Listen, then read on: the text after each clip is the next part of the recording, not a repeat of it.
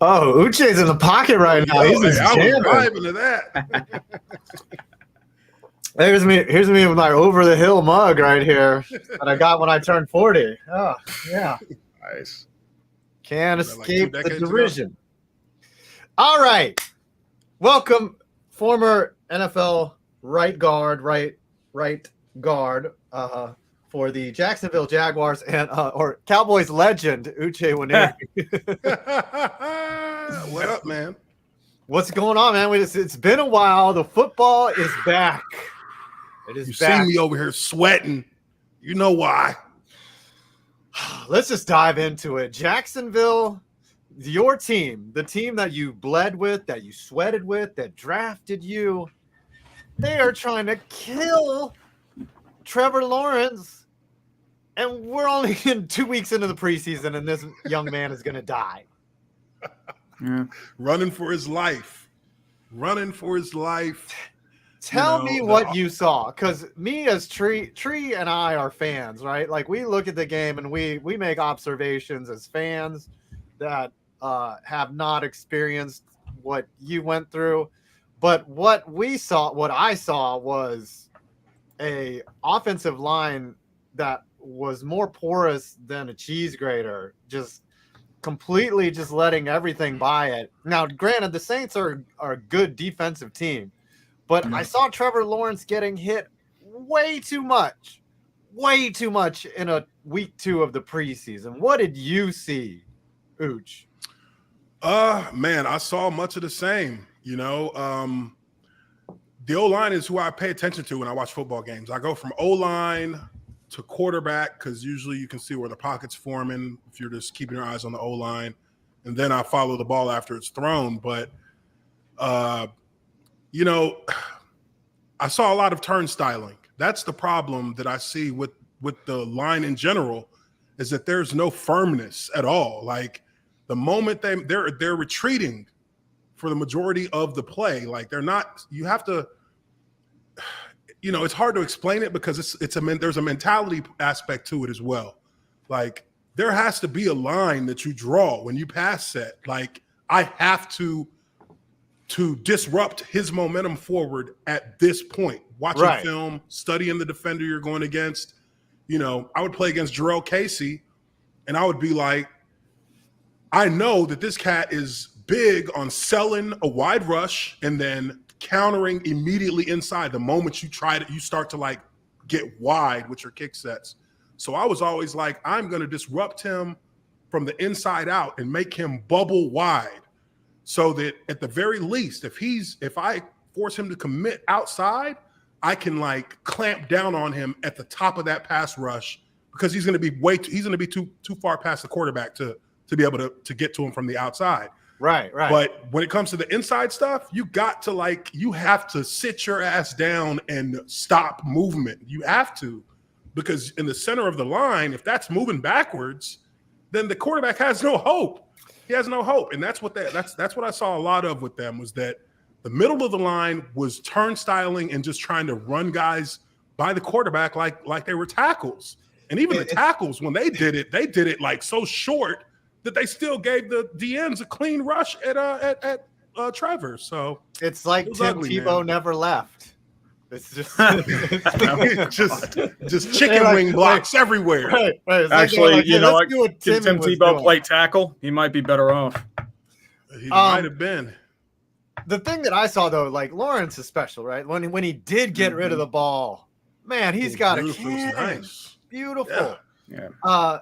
And we talked about this in the pre-show as well. Like, he doesn't have the mentality of being smart enough to know when to stop or to know when to just go down. Like, that's the one thing I can give Eli Manning credit for. Like, after his first or second year, he was like, this play is busted, I'm going down.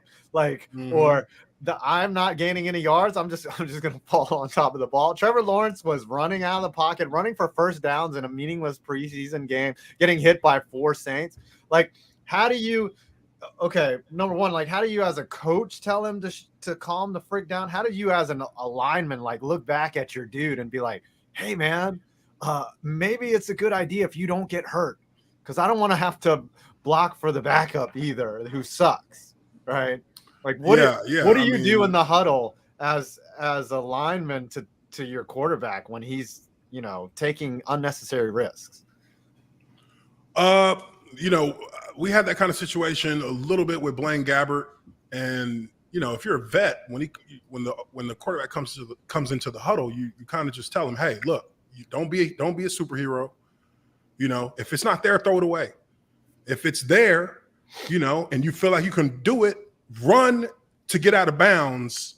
You know, if you're trying to pick up that first, cool, but don't take on any defenders, because when a defender sees you as a quarterback running and they get the idea that you're going to try and go for that first, oh, dude, they're gonna. You're not used to getting hit like that. You're going to take a full-on collision, and you're either going to fumble, you're definitely going to be hurting after the hit, or you're going to get injured.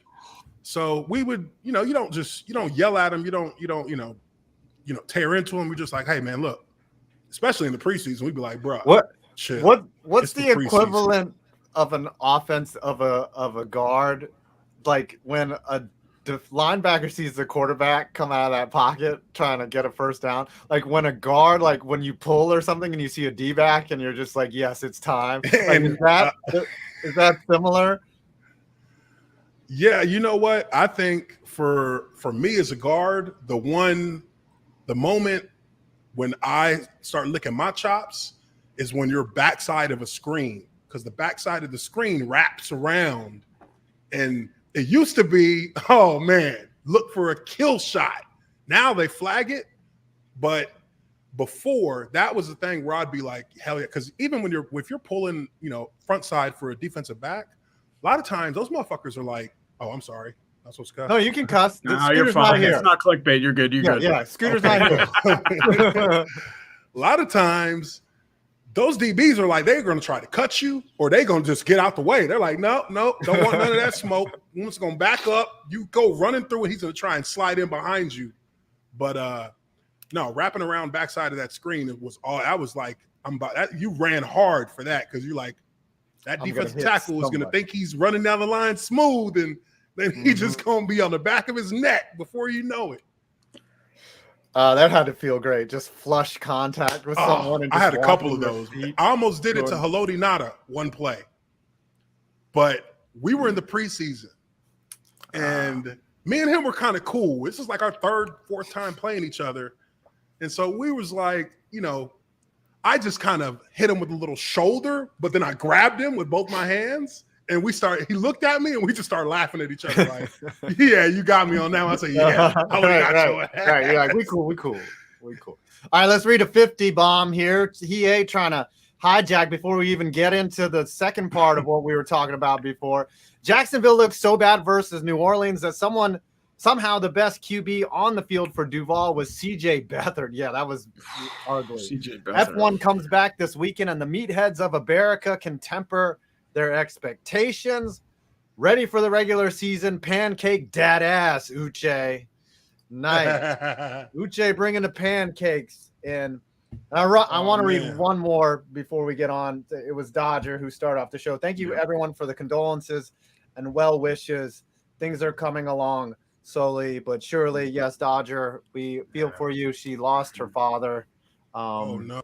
Yeah, rest in peace. I know she was real. I mean, obviously everyone she's upset, but she's starting the healing process now. So everyone, thanks for your condolences and your concerns, and hopefully time heals. That, Dodger. Yeah.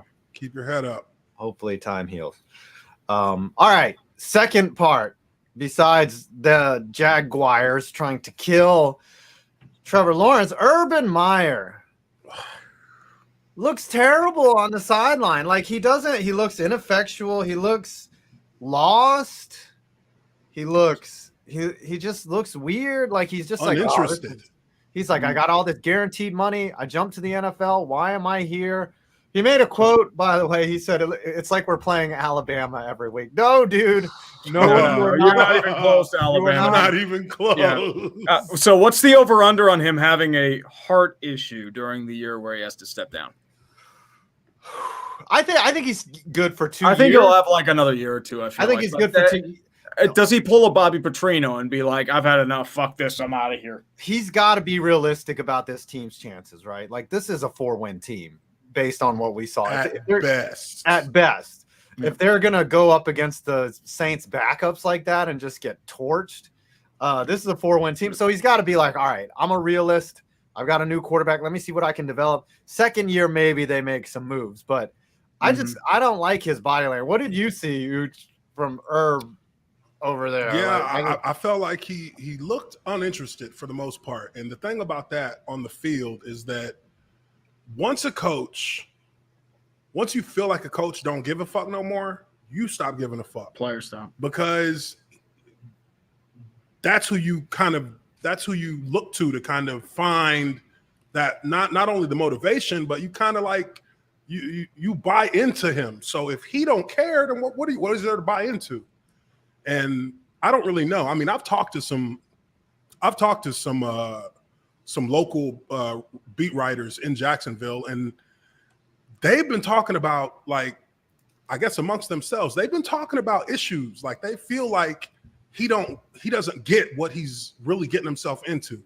Like, he don't understand that this is not college football, and you can't just think that things are going to happen. In college, you had the top recruiting class damn near every year. Mm-hmm. You had the best talent every year. That's not how the NFL works. You have to build a team.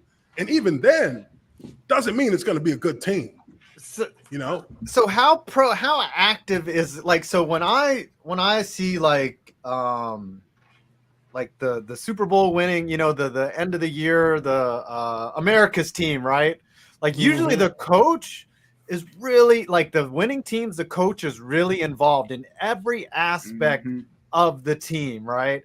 Like, but I don't know the difference in college. Like, to me in college, it seems like the coach is the dictator in college. Right. He Like he's the control. shot caller. Like, he's this legendary guy. Like, he comes out of his office and be like, you're playing, you're not playing. Like, so if Herb is trying to do that in the NFL, I don't know. That doesn't seem like a recipe for success. Well, that's how a lot of coaches have flamed out over the years. I mean, look at Nick Saban. He was in LSU, tried to move up to the NFL in Miami. Then he failed. Went back to Alabama. He's good. It's a totally different set. Like, Bill O'Brien, I can see him. 7 year. Mm-hmm. Yeah, Bobby Petrino, I was mentioning earlier. Big coach out of Louisville. He fails and then just flees to Arkansas in the middle of the damn year. Lou Holtz was another one. The only college coach I can really see who really panned out was Jimmy Johnson. And that was more because he was part of the rebuilding process and he had a spat with Jerry Jones by the end. Pete Carroll was a little bit, but he was originally an NFL coach. He went back and forth. Yeah. Yeah. Chip Kelly. Chip Kelly was a flop because, like, he brought his college system. It did not work.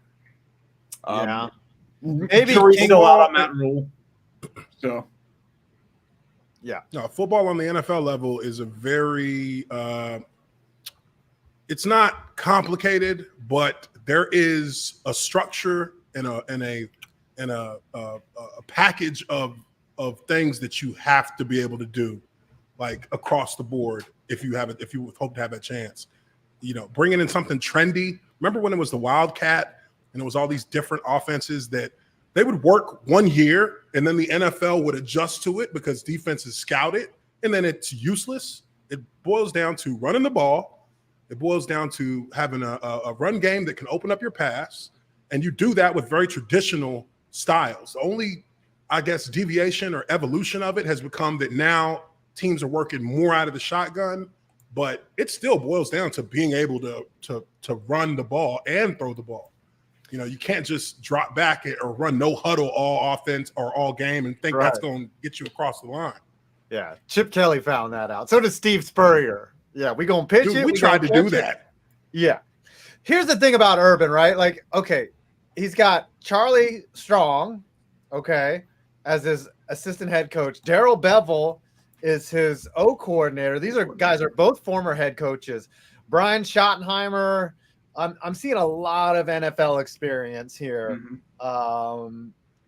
in his stable. right?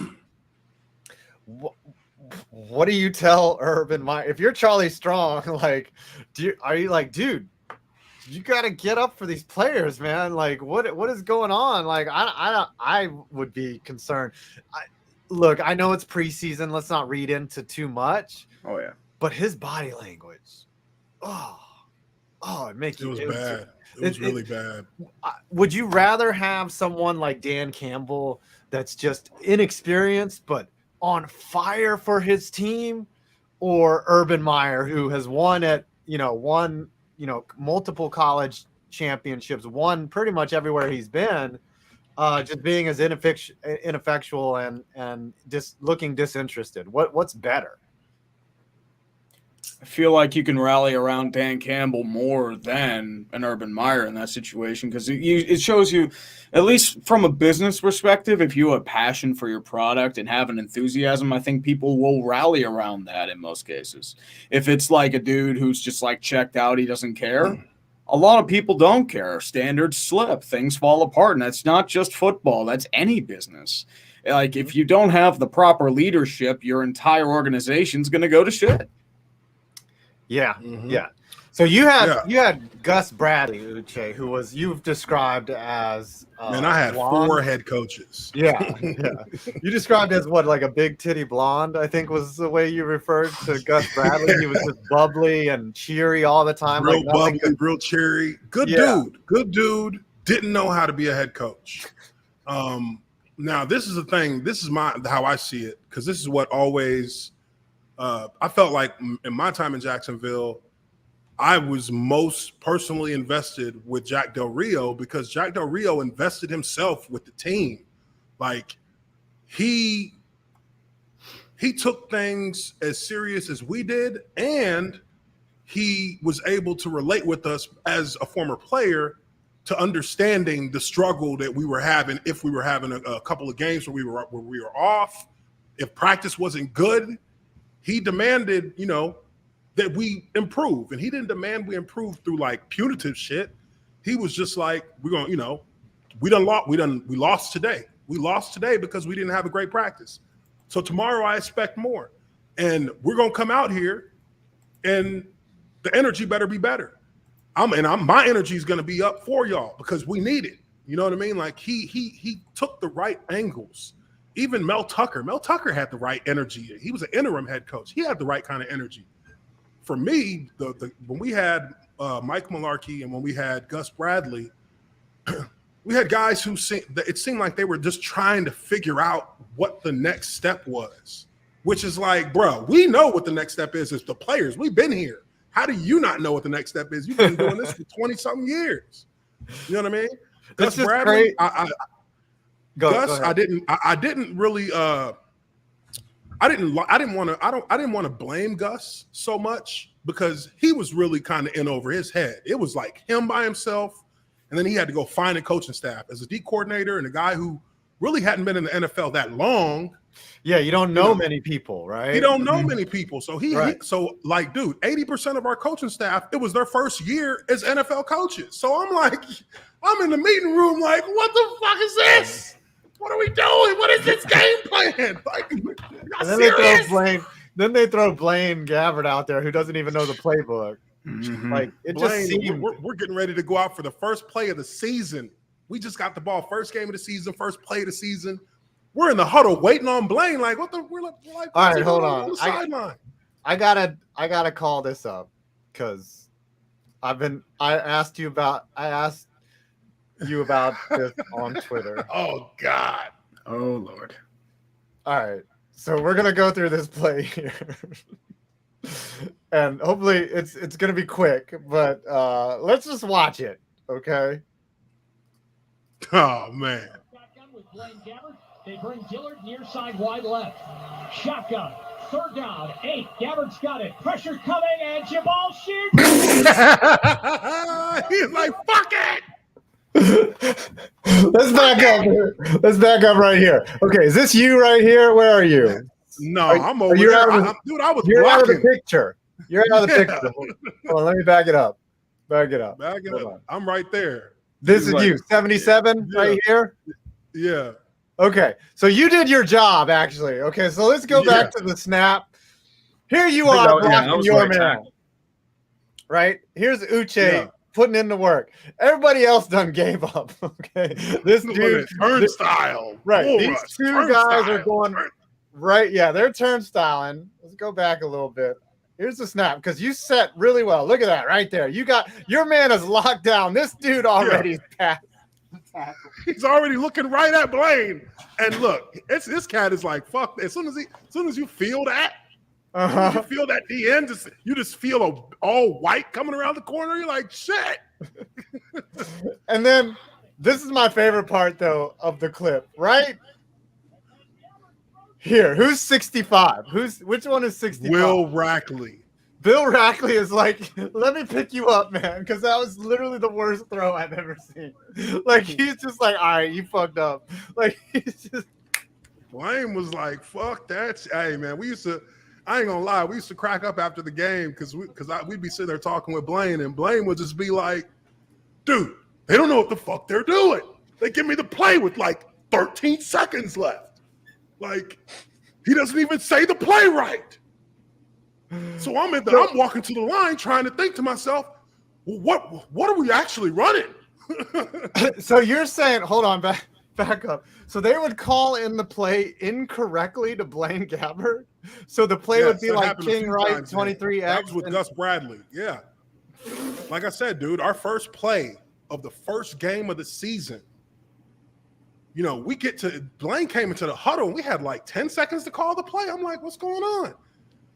We after the game, because we all kind of met up and went to go have some drinks after the game because we were just like, here we go. Blaine is like, dude, this fucker Jed Fish, this guy's shaking. I'm on the sideline. I'm like, hey, what's the play? He's just shaking. His hands are shaking with the game plan in it. And he's just like silent. His eyes look all glassy and bubbly.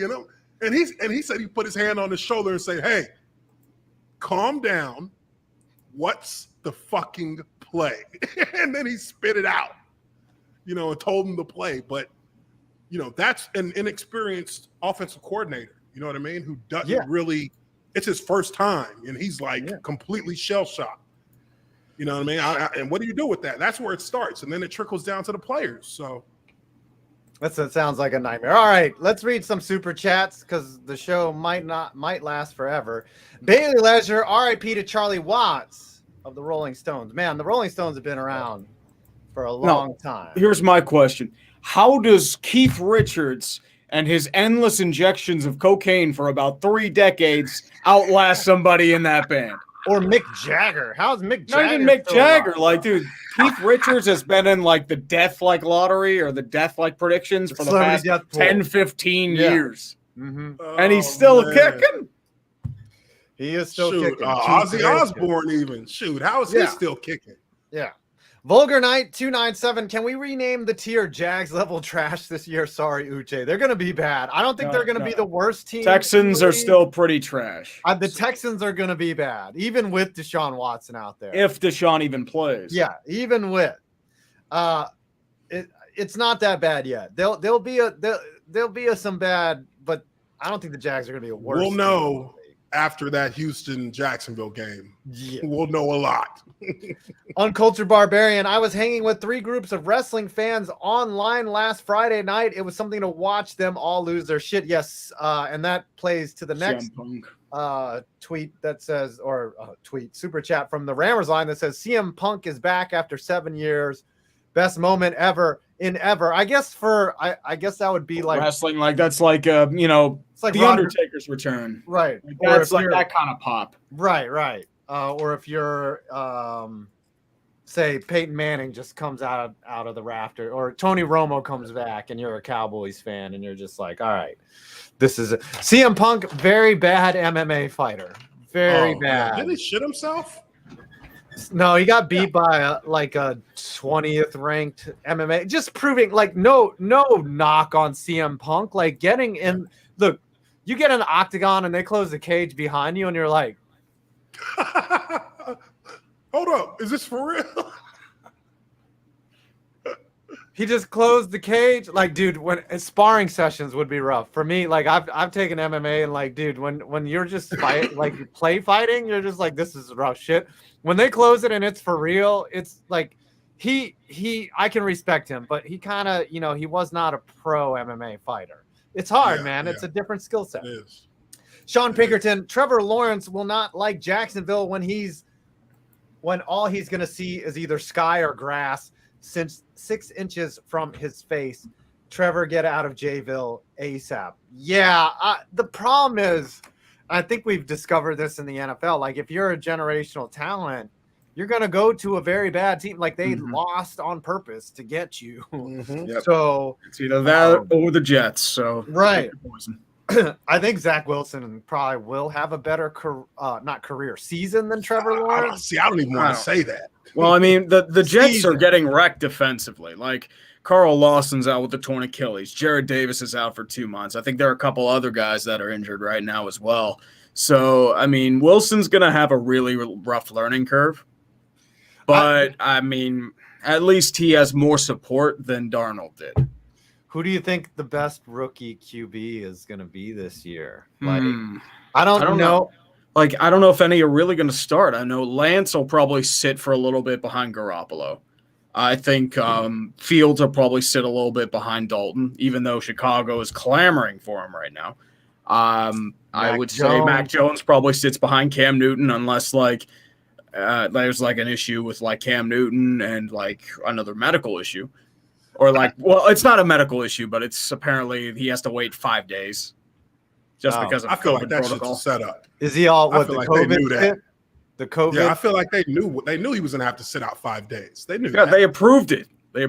Yeah. So they planned for that to happen so that they could get Mac Jones some more reps. Yeah. But anytime someone asks if they're like, "Are you vaccinated?" and they say, "I'd rather not say," that's basically saying no. I had a way to tell me without telling me. Yeah, I'd rather not say. Well, that's not a yes. Like most people that have gotten the vax shot. No, for me though, yes, I got it, but if someone asked me that, I'd be like, yeah, you know what? Why am I answering this? Whatever. Yeah, it's somebody I don't know, somebody I don't deal with like that, then shit, what you asking me? That's a pretty invasive question, I feel like. Reporter, get away from me. I think Fields is going to be good, probably because he said all the right things. I love what he said. I like how he was like, look, would y'all root for Andy Dalton? That's the starter, even though he knows he's but week 3. He knows he's waiting in the wings. Right. But I think Fields will do well, but the line is they're all in terrible situations. No one's NFL offensive lines are not very good these days, to be honest. In my opinion, I watch a lot of O-line film to do my breakdowns on my channel. There's not a lot that are very good. Over the last few years, for me, watching the film, I would say the best offensive line that I've seen was Buffalo's. Really? Consistently, yeah. Remember Buffalo followed by by San Fran at one point. I think the best I have seen, and I don't break down film like you, but remember the Chiefs when they had Larry Johnson and who was the running back before that? Jamal Charles was after. Priest Holmes. Yes, the Priest Holmes, Larry Johnson. Those offensive line just shoved people out of the way. Mm-hmm. That was probably the best. They've won a Super Bowl with Mahomes, but overall, that was probably the most well-rounded Chiefs era as far as offense and defense both playing well. Yeah. And I think their offensive line was actually really good too. Their offensive line was really good. I think a lot of it. I only saw a couple of their games, but they were really good. I think a lot of it too has to do with the fact that it's a very pass-heavy offense. So I think they're keeping linemen back to protect in pass protection instead of a pure run blocking where you'd have guys who just straight up bulldoze people, David DeCastro pulling so he can bulldoze somebody. Now it's okay. Who's going to have the agility and the hands to not let the edge rushers get to our prized possession and the quarterback? I think that's what a lot of linemen seem to be trained for nowadays. Their O-line coach was my O-line coach my entire time in Jacksonville. Well, 6 out of my 7 years in Jacksonville, Andy Heck. The dude, he played 13 years in the NFL. He played against what's his name? Derek Johnson, the cat that died, that defensive end. Derek Thomas. Who was Derek Thomas, my bad. Who was going to be a Hall of Famer, who is a Hall of Famer now. Who is the Hall of Famer, yeah. This dude understands blocking, and he understands, on top of blocking, he understands like football, offense and defense. He would explain the entire defensive, like the entire scheme to us. He would explain how what it's made to stop, how they're going to try to stop you if they're lined up like this. And then he would tell us how the offensive plays and how our blocking, why we're doing what we're doing. And I think that that's kind of a lost art right now. Yeah, I think the why. Yeah, why is really important. Like some people are just like, oh, I'm just doing this because my coach told me to do it. But when you understand that's what it says on the playbook. Right. When you understand it, like for me, whenever I worked in a job, it would always take me 6 months to really get into like understand the job that I was doing, even though like I went through all the interviews and I did all that stuff. Like once you get that connection though, it makes the work much easier. Jared Froman says, hey there, everybody. Today's my 24th birthday. Nice. Also, I'm on vacation in Grand Haven, Michigan, and also Nice. Okay. JT will message me on Twitter later. Same here. He does that to me every bit too. Yeah. If the Mets fuck up somehow, and he'll just send me a direct message to rub in the salt even further. Oh, that's how it happens to me every time. It happens with like Pittsburgh teams with me too. Yeah. Oh, so he's not the only one. I'm not special. I don't get the DM. I'm just a sloppy seconds. Don't worry. Yeah. You're the main honcho here, dude. No one's in my DMs. All right. Daniel, there ain't any girls in my DMs either, so have fun with that. You know, that's why we do YouTube. Well, I mean, look at this face. It's breaking a couple mirrors as I speak. I think only Giraffe Neck Mark has ever met a woman because he is done YouTube. I'm more surprised there are actual women on the internet. Yes, I'm more surprising. I know it says like the analytics say it's like 2% female. It's like that is bullshit. The Mets are losing 7-0, by the way. Yeah. The only women I see are I play in Words with Friends, and after one move, they're like, hi. And they're like, I'm just like, oh, hello. This person must like me. Okay. Daniel Shell, cons care more about AEW than the Jags. Facts. Ooh, a little low. Did you hear the pop that CM Punk had? Now, was Shahid Khan your owner when you were there? Okay. Yeah, I had Shad for 2 years. Do you think he cared about the Jags? Yeah, I think that because his philosophy, as he explained it to us, was he's a delegator. He delegates. So he loves football. He loves, he was a Big Ten cat. He was in Illinois. So he loves football, but, does he know football? No. So he tries to get people who know football. Now, what I think the issue was that he got seduced by the sexy hire. Instead of looking in the NFL like he should have, he went to the college ranks. And I mean, when you have the option really to restart your franchise and to actually have a little bit of excitement around, coaches are kind of interested to see, hey, man, Jacksonville might be the spot to go because they're kind of restarting everything. And, you could have, you look at Urban Meyer, okay, yeah, his college record, all that, but if you knew the NFL, you would know that don't mean nothing, and nobody cares. Yeah. It don't mean jack shit. Nobody cares what you did in college, from player to coach. Nobody cares. That would have been a great opportunity if you wanted to go for something sexy. Shoot, go holler at Bill Cowher. You know what I mean? Cowher's not coming back. Yeah, he's not coming unless back. you're throwing like $15 million a year at him. Go into a realm where there's somebody who's a well-known name. Go for a well-known NFL name. Don't go for a college guy. But you got to be careful about that because second go-arounds usually don't work, especially for a returning coach. Yeah. And I think that's true.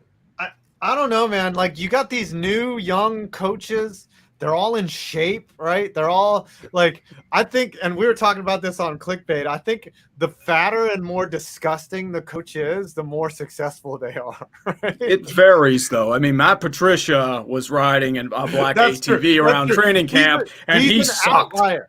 Andy Reid, I think that he's got ranch dressing on. Well, on a I mean, two-belt if you're going to be honest, around his waist. the slimmer Andy Reid kind of got, the better he had success. It off.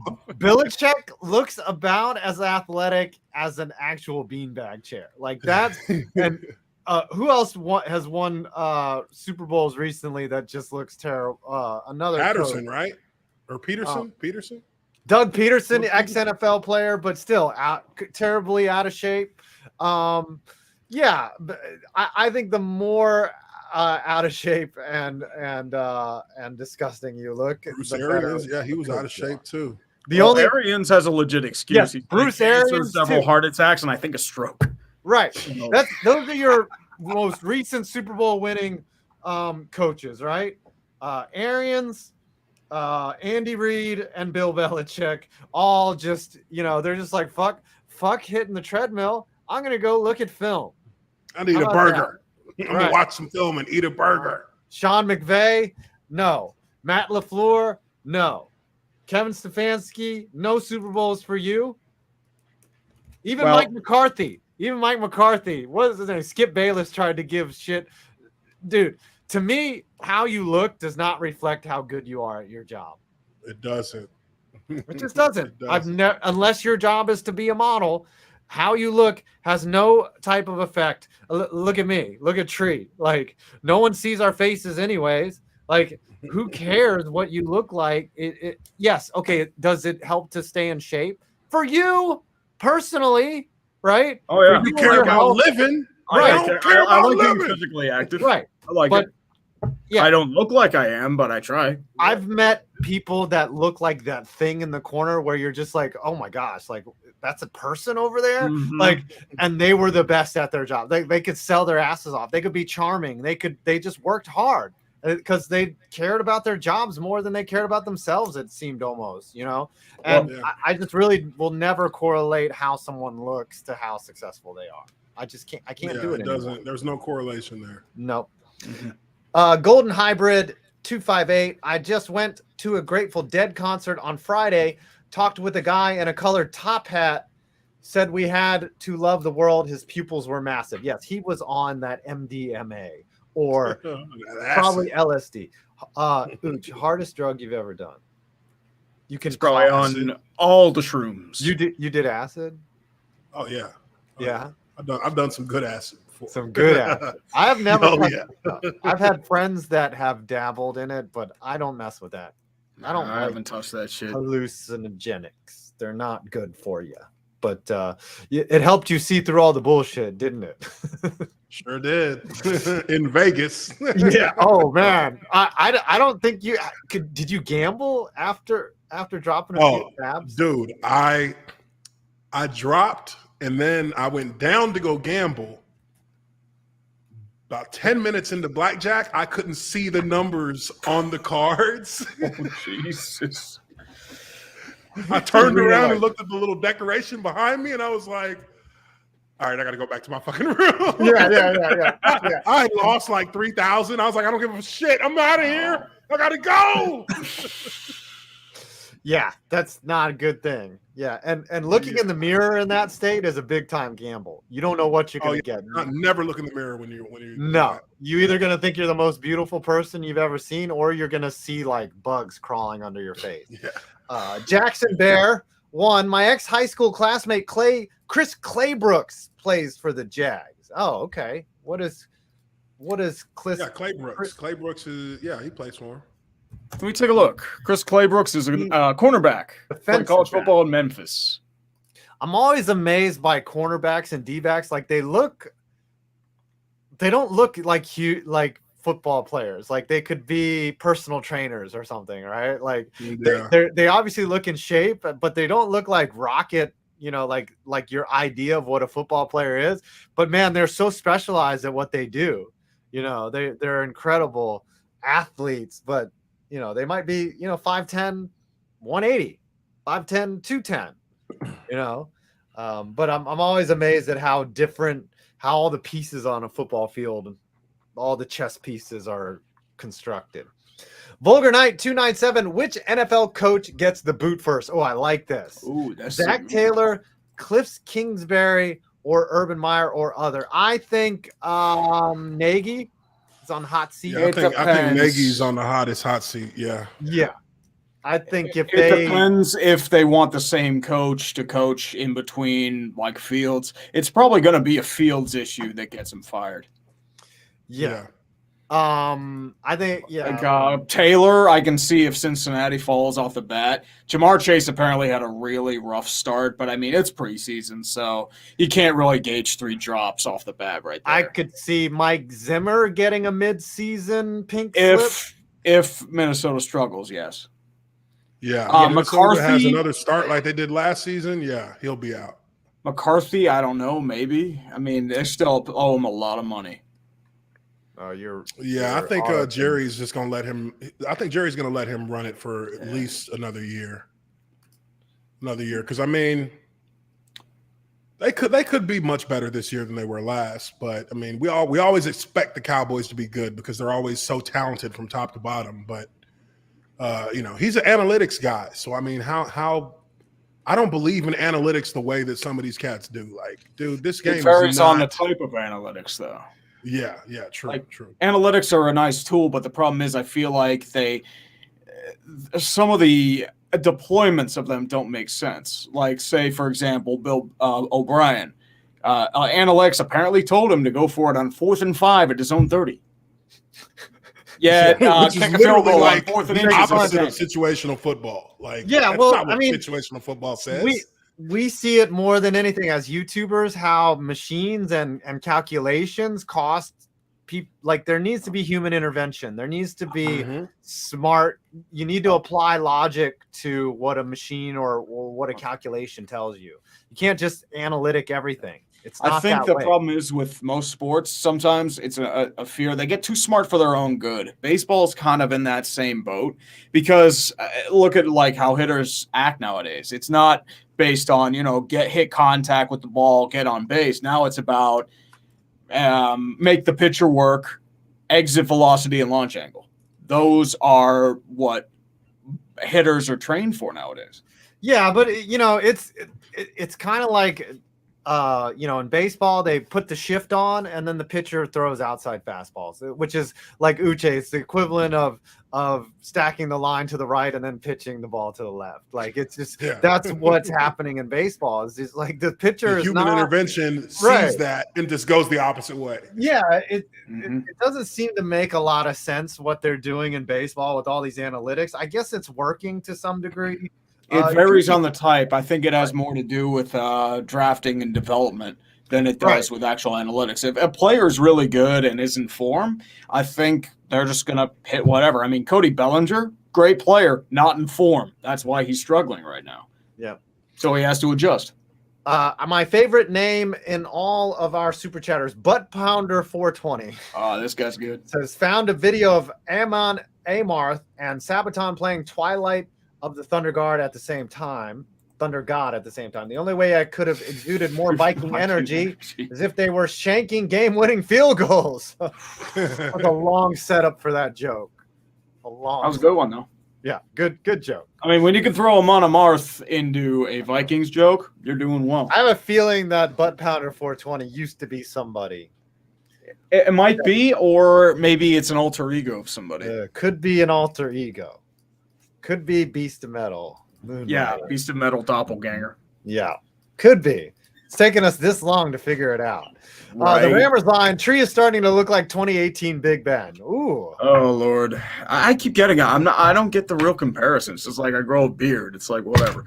I just like I'm trying it out. I like the beard, man. I like it. Yeah. I think you look good with the beard. It's fucking red for whatever reason. I don't get it. I had blonde hair as a kid, blonde streaks of brown hair. Red beard. I don't even have any Irish in me. Like, am I like a closet ginger or something?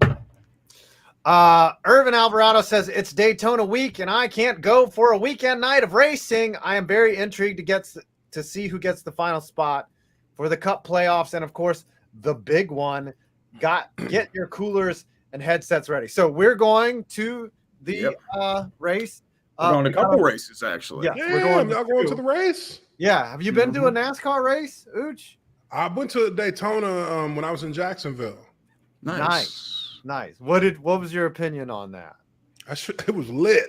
I was faded the whole time. I was like, it's a good waste of an afternoon. You get drunk, you watch the cars. The cars are going so fast. Like, even though they're on TV, like, you can't explain how fast and how loud. Yeah, it's stupid fast. I was just like, I've never been to a race myself. When I was a kid and a fan, closest track was Pocono, 5.5 hours away. There's no way my mom was taking me to that. Did you? Oh, there's Darian. Yeah, there was a rumor that like they were going to build a NASCAR track in Pittsburgh about 20 years ago, but that never came to fruition on the Old County Airport strip. Never What's happened. Up, Darian? We will be meeting Darian in person. We're actually going to the race, Uche, this weekend. Yeah. Did you complete your media credentials? Not yet. They misspelled my name on the pass, but it's not a big deal. They did, but don't just. Yeah, just that's what I figured. It's like I'll just say I'm Latvian. Whatever. Yeah, whatever.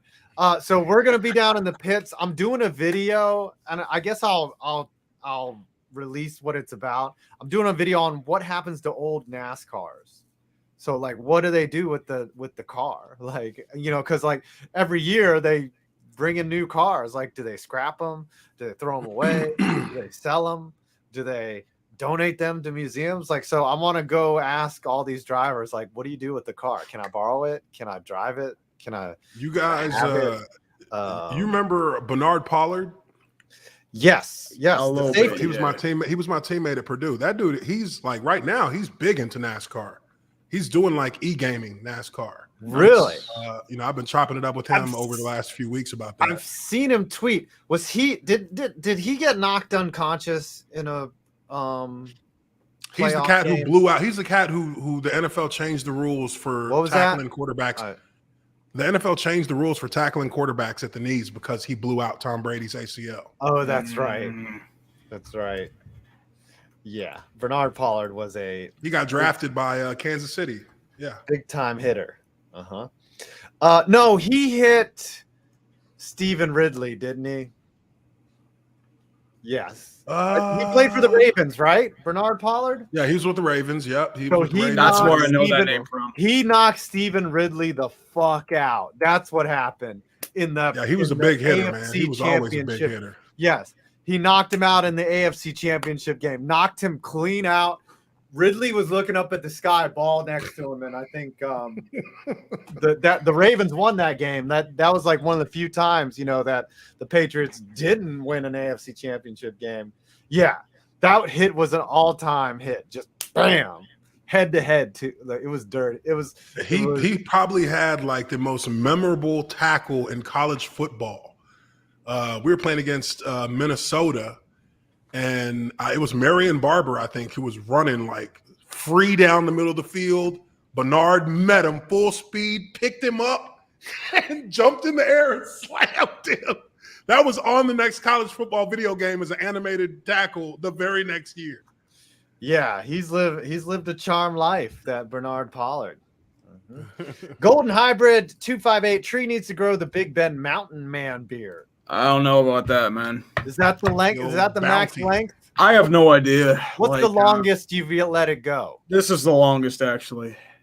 I've let mine get down to here, and it started to hurt. That's what I mean. Like, I always shave down here because the neck always gets itchy. I'll probably have to shave it again. You got to get the neck clean. Yeah, it's starting to get a little itchy up here too. But like, I think there's like beard lubes or something you can put on. You can't look like a barista at Starbucks. You cannot be a neck beard.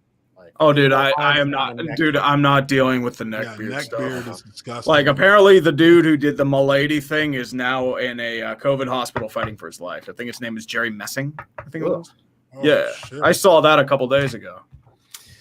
Bailey Leisure says, "Song of the Night, Cult of Personality" by Living Color. Very great song. I listened to that in 8th grade. The Cult of Personality. It's really about Stalin and Gandhi.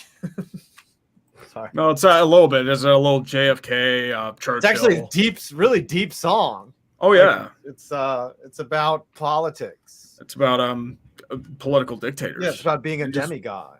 Little deepness right there. The Simpsons since '90. Yo, Tree. Since the NHLPA will be back at the Olympics, will there be a haters guide to the 2022 Olympic hockey tournament? Condolences to Dodge. Maybe. That time will come when the time will come. I think around the time February hits, I think things will get toned down a little bit, especially since football season will be over.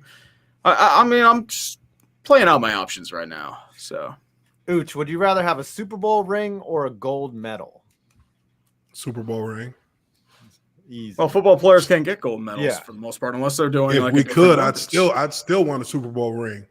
Was Super there Bowl any ring is like a guarantee of like post-career like endorsements. You know what I mean? It's funny whenever you meet an ex-NFL player, they'll tell you about their career and they'll tell you whether or not they won a Super Bowl. It's like it's like I played 10 years in the NFL, didn't win any Super Bowl champion. Right. Like because you might not know that Tyrod Taylor won a Super Bowl. Like you don't know that. Every player, if you go through every NFL player through their Twitter profile page, everyone who has won a Super Bowl has it listed on there that they won a Super Bowl, has it listed on there if they've been to the Pro Bowl, and every Hall of Famer signs their signature with the HOF and the number that they are in the Hall of Fame. Yeah.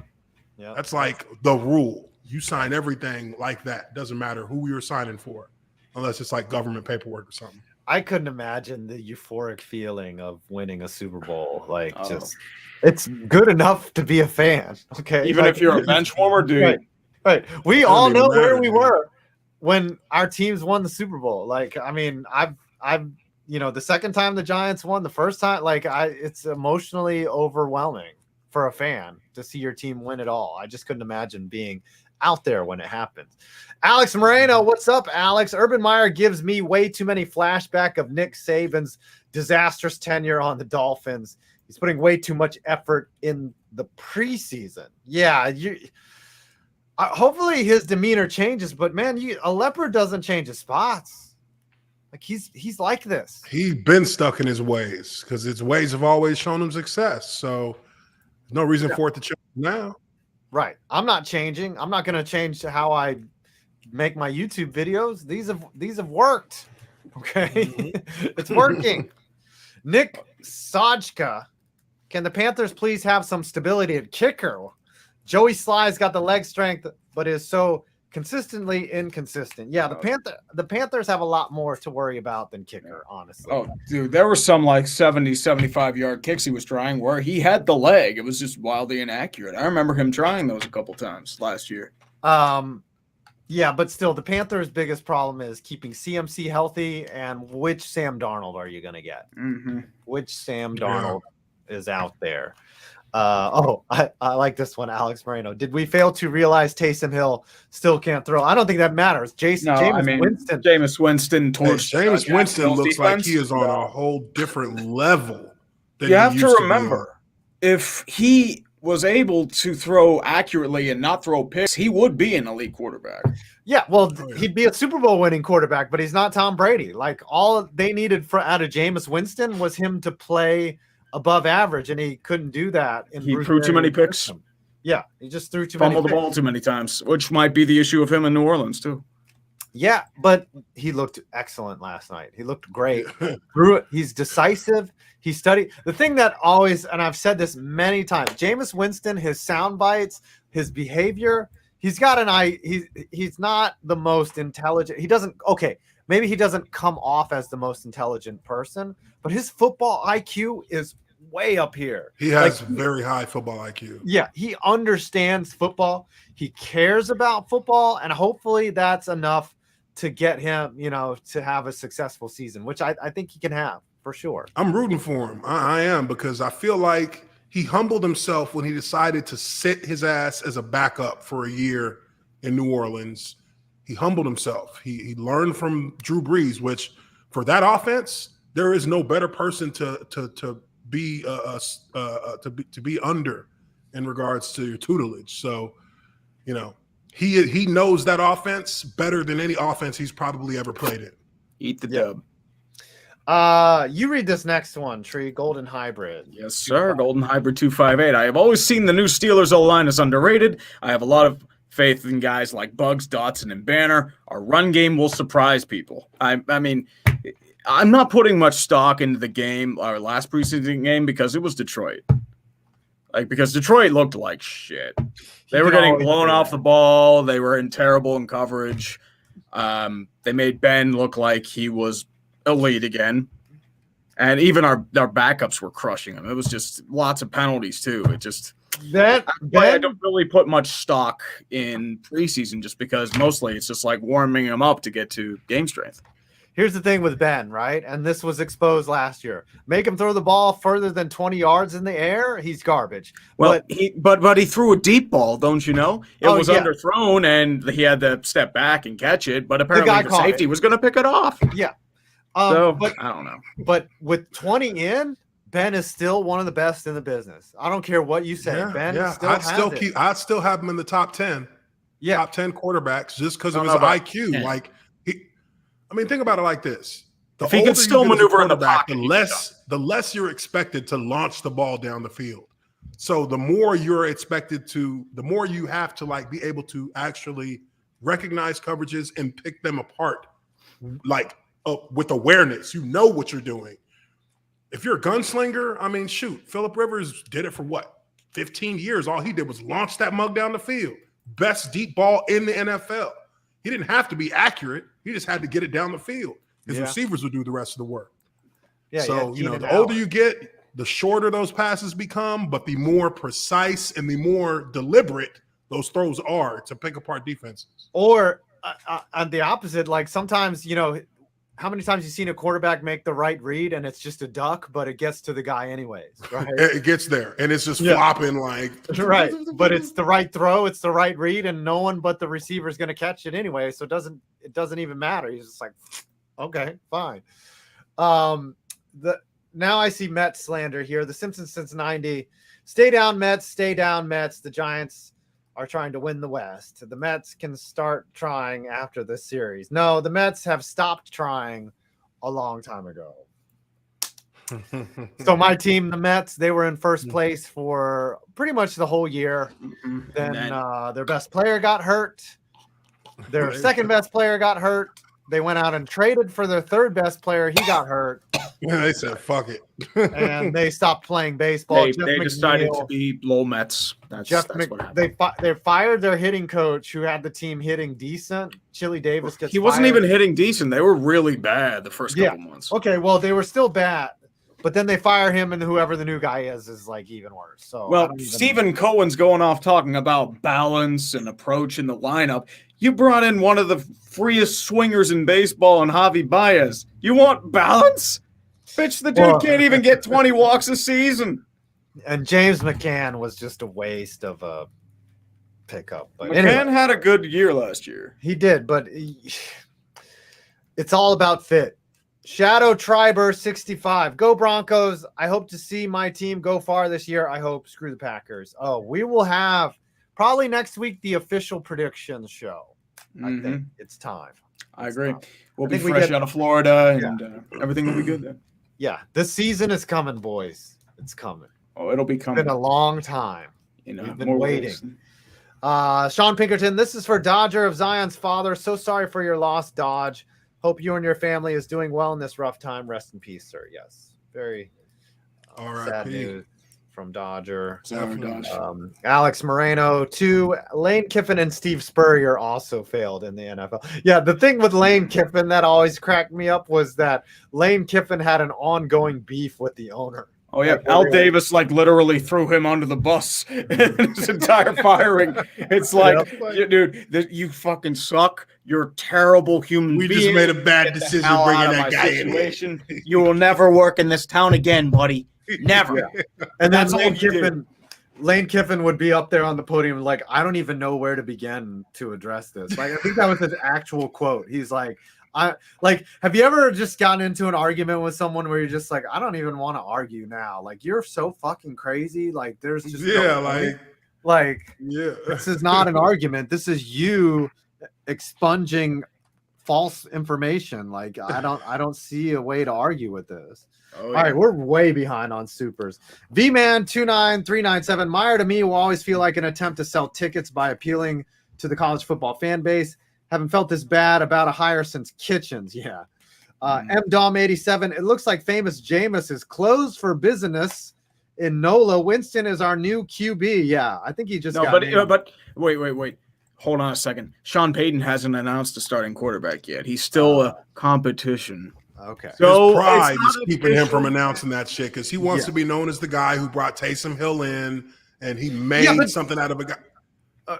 Go ahead. Winston Well, is I the think QB. I think it's a win-win because he's going to start Jameis, but Taysom Hill's still going to be on the field. Like, Yeah, he's still gonna get his snaps. Yeah, he's just not going to be an NFL quarterback, which he isn't. If you can't beat out Jameis Winston, I mean, you can't even get close to beating him out. That's what the thing is. You're not If even that's close. the case, he might not even beat Terod Taylor out. yeah. You know 5 what I mean? points. Like, Good luck in the Caesar Superdome on October 3rd. Hope to see you there. I might go to that game. Might, but someone's got to pay for it. V-Man 29397. Keith outlived the entire original Ramones lineup. Oh my gosh, Johnny Ramone died. I forgot about that. Sean Pinkerton, Tank won bowl in week 1. Jags at Texans. How is there a tank bowl? Tank Do you bowl. think the first overall pick comes out of that game? Very, very well could. It's always a surprise though who gets that first overall pick. I did not expect the Jags to be that bad. Look, the Jags beat the Colts in the first game of the season last Yeah. Then they just died. Nobody expected the Jets to be that bad. They were like, hey, you're not supposed to be good. Nobody You want expected the Trevor Texans to be ungodly terrible. Golden Hybrid also at the Dead and Company concert I went to Friday. Some drunk idiot tried to do a backflip off the top section of Citi Field and fell 30 feet and died. I heard about that. Dumbass. Yep. That was not a good move. Shit. That's probably on Darwin that. Awards right there. I wonder what the Tox report comes back. Probably Joey 100% idiocy. Joey Baston Tree, can we have a Tank Bowl week 1? Oh, same. Yep, Jags Texans. Yep. Great minds. The Rammers line. It's time for Lawmounts. 6-0 down. I think it's 8-0. It's 7-0 now. 7-0 now. Yep. Somebody shoot me. Well, that's why you're low minutes, baby. Shadow Triber 65. Broncos are winning. Too bad. It's the preseason. Yep. But you know what? No. Broncos look all right, man. Preseason Defense means looks nothing. strong. Defense looks good. Offense looks efficient enough to manage a game. Yeah, this is Drew Lock's put up year, right? You know, if he's not Yeah. good this year, I think they move on. They nearly traded him last year. Yeah. They wanted Fields. Uncultured says, what do you think of that clip of Yinzer Karen getting her man knocked the fuck out at the game? I did a breakdown of that. Dude. Like, Yo. that's Pittsburgh football, baby. Stellar football coming back in every way, including fans fighting each other in the stands. I That's when you watched know that. life is back. It's like like the woman just slaps, and probably something happened beforehand. Dude just straight up goes to town. Right. On just everyone. Dude the guy wasn't tries to trying like, to hey, fight. it's like, oh. Dude wasn't trying to fight. He was trying to be chill. He Like wasn't. he was just like, listen, you know, whatever, you know, something happened, you know. Sometimes though, when you come in the fight, you don't know what he said. Like he could have been like, he could have said some shit to them and just, you don't know, right? I'm not trying to cast judgment on either person. But when you slap a person, that's an escalation. That's right there. disrespectful. And he realized that a woman slapped him, didn't want to hit her, and then he the man pulled the popped up. punch. He pulled his punch.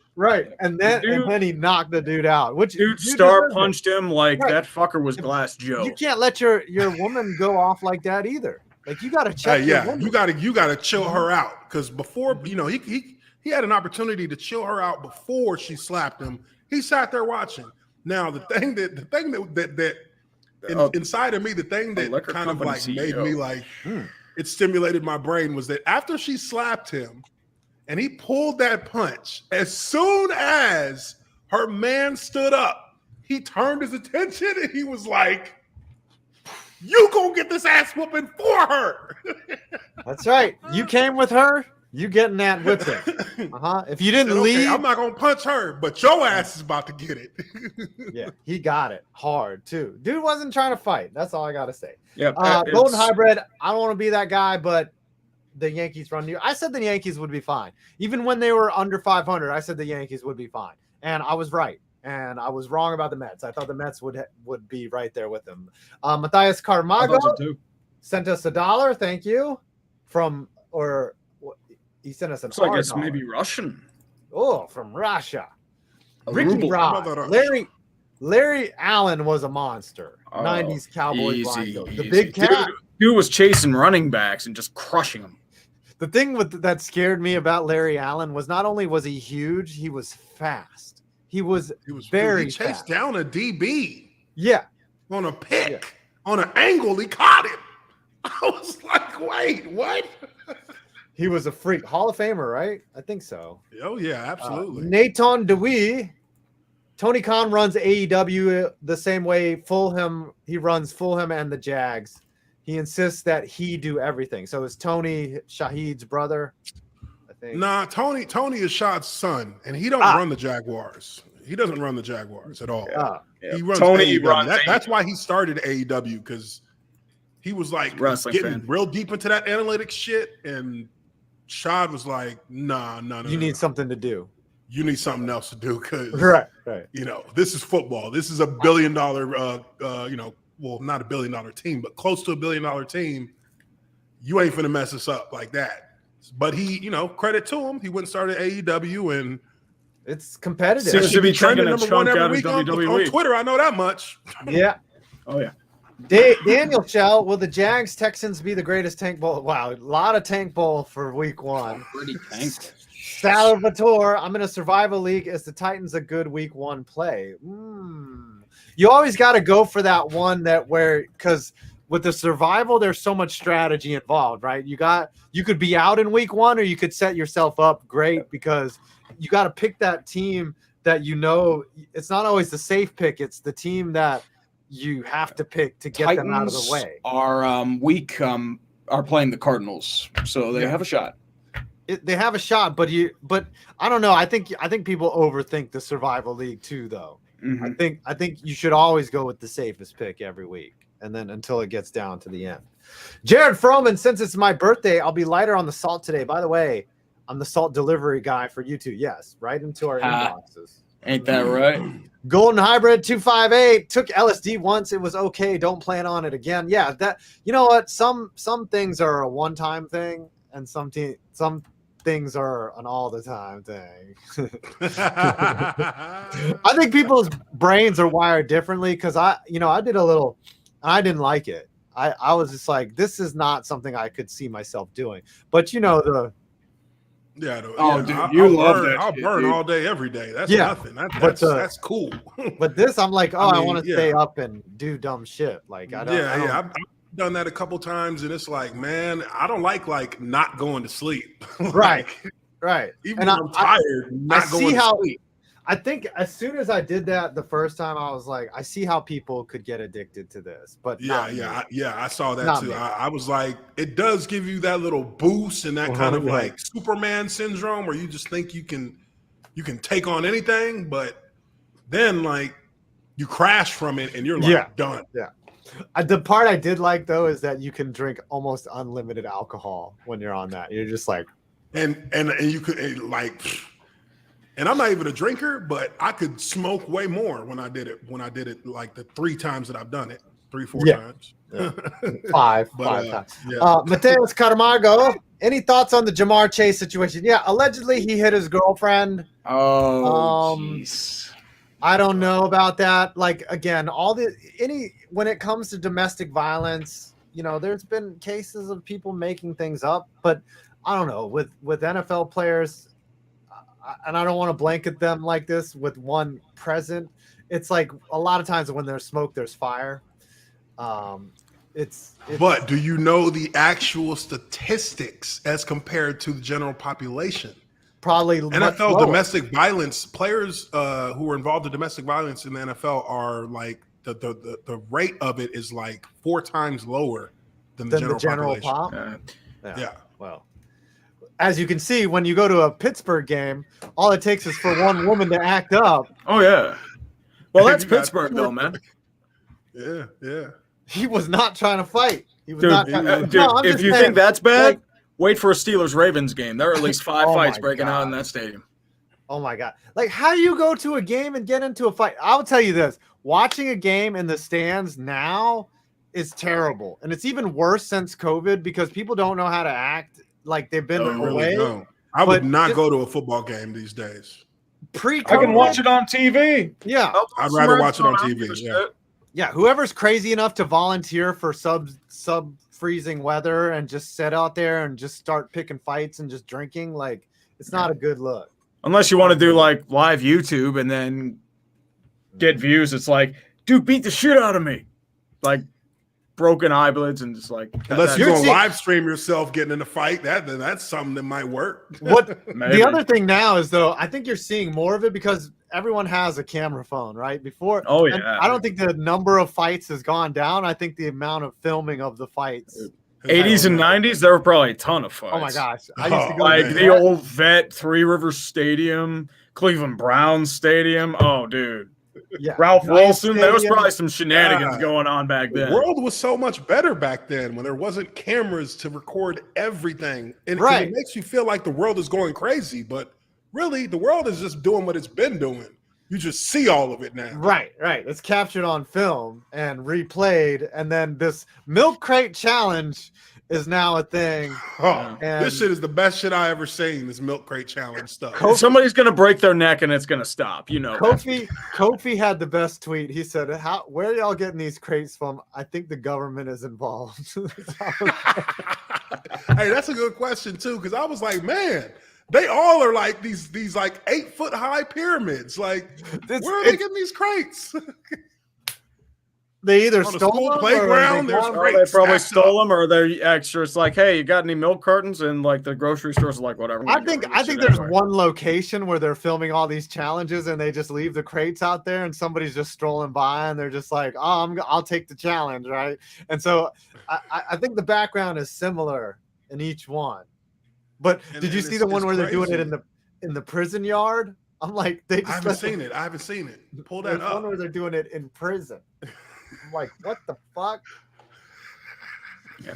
I'm just seeing dudes just like break their backs. I'm like, so the guard. The guard. Did you see the one where fucking the dude's stepson kicks out the bottom one? Oh yeah.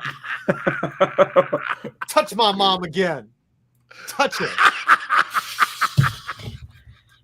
I dare you. All right. Cardinals ace.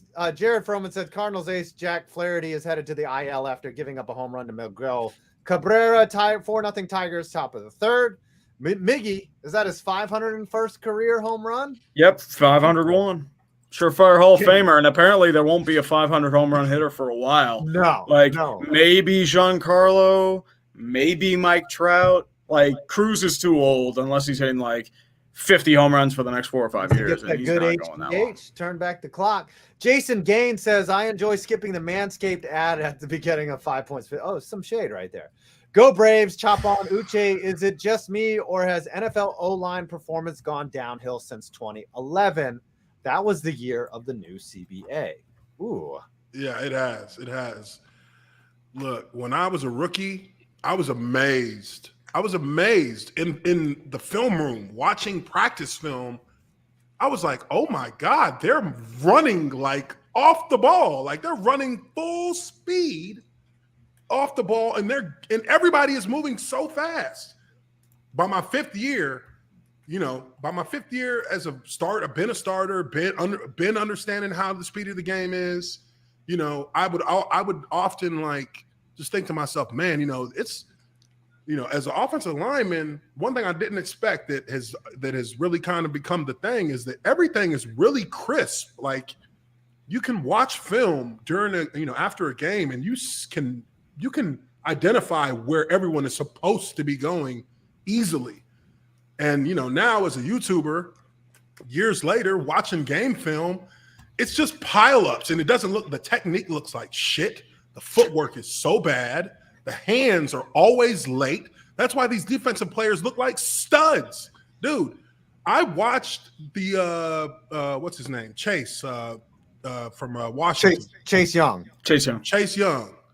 I watched that movie put on. I broke it down too, and actually, like I broke down that play, that big sack that they were like, oh, he didn't demolish him. Now he did use a good move, but the offensive lineman was like in terrible position, didn't have his hands ready, didn't know what he wanted to do.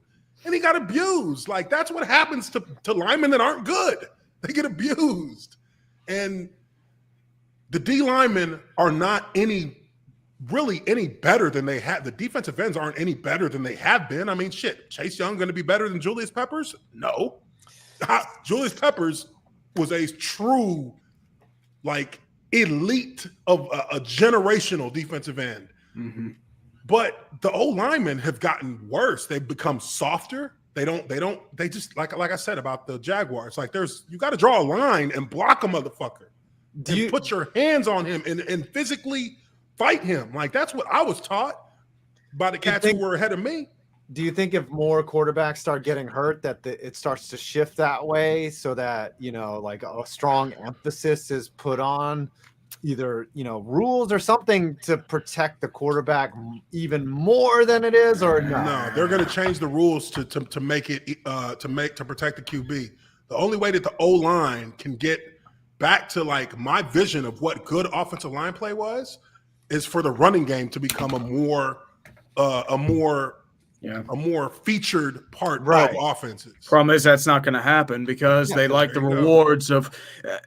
I think it's an issue too. Like defenders aren't allowed to defend anymore. You breathe on a wide receiver, that's instant pass interference. So why would you run like 5 to 10 yards on a running play at best, possibly get stuffed because they're going to see it coming, or you can just chuck it deep and then underthrow it, and then like maybe the guy looks back and then he accidentally gets touched or they collide. That's pass interference. That's ball placed at the spot of the foul. Even though they're both going for the ball. And doesn't matter. I will say this. Doesn't matter. There's one offensive lineman in the last year who I've looked at and been like, this dude is like, he's got to be a cat from, my era, which is like 8 years ago. And that's Trent Williams. The dude plays like an offensive lineman is supposed to play. He plays with a mean streak. You have to have a mean streak to play O-line in the NFL and be a good offensive lineman. These motherfuckers are so worried and they're so like, I mean, if you see these cats, like when they're not in football, they like they trying to look like the receivers, wearing all the small shit, got their hair all dyed pink. Looking like Chandler Parsons. And I'm like, you an old lineman. It's about brand, dude. It's not about It's mentality. about brand. That's what they've been all on. But it's like, bro, you an old lineman. You ain't got no brand, but what you do to a motherfucker on the field, that's it. Right. Yeah, no one's supposed to really know your name if you're exactly like, dude. The mentality part of it is O-line and cornerbacks. If you're getting your name announced, that's not good. Yeah, it's not good. Mods. Yeah, this is the third time. All right, thanks, Makai. I got you. Golden Hybrid. I tried to report him, but it's just bleach your beard like Antonio Brown. No. That should be the next clickbait punishment. Oh God! I'm gonna make it like a blonde beard, dude. I already have to do my fingernails. Uche, you ever dye your hair? No. You ever fuck with a hair dye? No, it hurts. no. Like to me, that's some lame shit. If you an old lineman and you got like blonde tips and no, bro, that's weak. That's lame. You're an old lineman. Stop. One thing that was like you would be made fun of if we played in a cold weather game and you put sleeves on the old line. You would be made fun of by even the DBs will make fun of you. Oh, big motherfucker, what you wearing sleeves for? I remember we played in Cleveland. It was -13. I didn't even have no shirt on under my pads. Was I cold? Hell yeah, I was cold. But it was a tough contest. I didn't have no shirt. Right. But if I wore sleeves, it'll be like you a sucker. Yeah. Jack Hepner, if you had to, would y'all rather go on Joe Rogan's podcast or any of Barstool's sport-related podcast? Look, there's no substitute for the reach that Joe Rogan has. Okay, Joe Rogan's real deal. Yeah, I feel like Rogan would be a fascinating interview. Rogan just like the way he is. I feel like he runs circles around all of us. Joe Rogan would add 500,000 subs to your subscriber count within 6 months of you being on his show. Yeah. They'd be like, "Ooh, who's this dude?" Like he could make you seem interesting too. Like It's like he's gonna ask you crazy questions and he's gonna want your opinion. Like that's the one thing that I've noticed with Rogan is that he looks at things just differently, and he tries to look at things from an encompassing standpoint, and that pisses a lot of people off because it's different than what they're thinking. But I think that's what people should be striving for, is to look at things differently and to accept others' perspectives and not be fucking bitter and angry about it. Like, we could disagree all day, but if we're friends and we understand how to disagree with each other, I think that's how we move together as a country.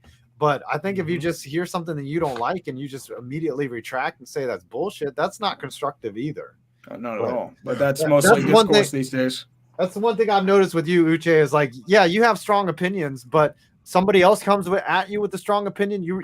I notice that you respect that person, and that you'll have no problem with somebody disagreeing, because we can't I can't please everybody, and I don't expect everybody to be behind everything that I talk about, because really a lot of things that I post on Twitter, I post it as a perspective. I'm not necessarily saying that I'm 100% behind this idea or that idea, but I think this idea makes sense.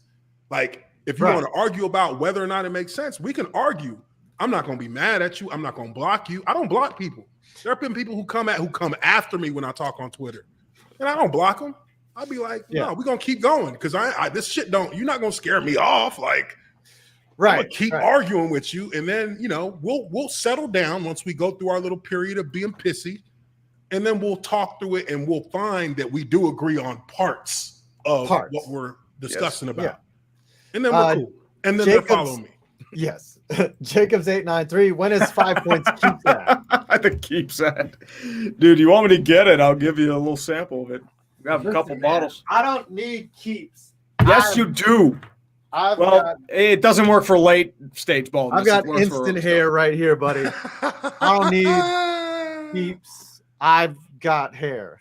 All right. No, you should put on the Shakespeare wig, dude. Butt Pounder 420. At this point, Denny Hamlin's season will be remembered as the Book of Job Part 2. Yeah, is Denny in the playoffs? Let me check. I think he is. Yeah, he's won one, right? Yeah. Andrew Meyer, Austin Dillon. I might have a chance to gain on NASCAR's playoffs cut line. Brad Keselowski. How about Hamlin has not won, but he is in 8th position. Oh, okay. He has 13 top 5s and 17 top 10s.